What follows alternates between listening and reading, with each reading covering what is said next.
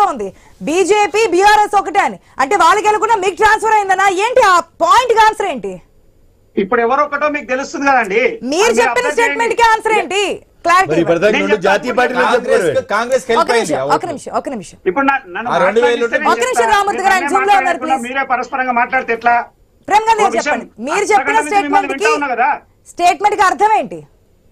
నేను చెప్తా. ఆ స్టేట్మెంట్ కి అర్థం ఒకటే, ఈ అవినీతి పాలన వీళ్ళిద్దరు చేసినటువంటి ఈ రెండు రాజకీయ పార్టీలు చేసినటువంటి దౌర్జన్యంలో మళ్ళా కూడా ప్రజలు ఈ స్థాయి భారతీయ జనతా పార్టీని నమ్మిరంటే నేను సంతోషపడుతున్నాను అంతవరకు.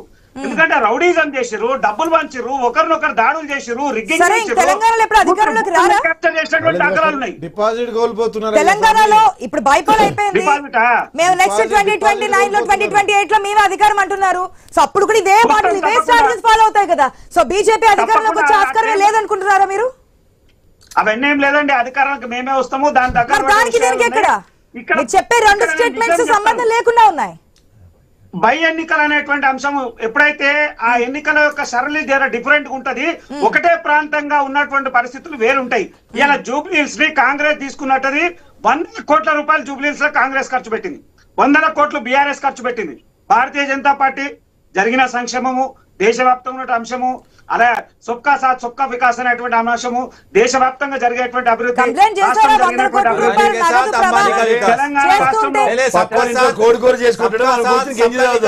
అదానికే సాత్ అంబానీకే వికాస్ రామూర్తి గారు 100 కోట్ల రూపాయలు రెండు పార్టీలు ధన ప్రవాహం చేస్తుంటే జాతీయ పార్టీగా ఎటువంటి కంప్లైంట్ ఎటువంటి యాక్షన్ తీసుకున్నారు? 200 లక్షలు చెప్తా. వీళ్ళకి వచ్చిన తర్వాత పరిస్థితులు వేరుంటాయి. మీకు భారతీయ జనతా పార్టీ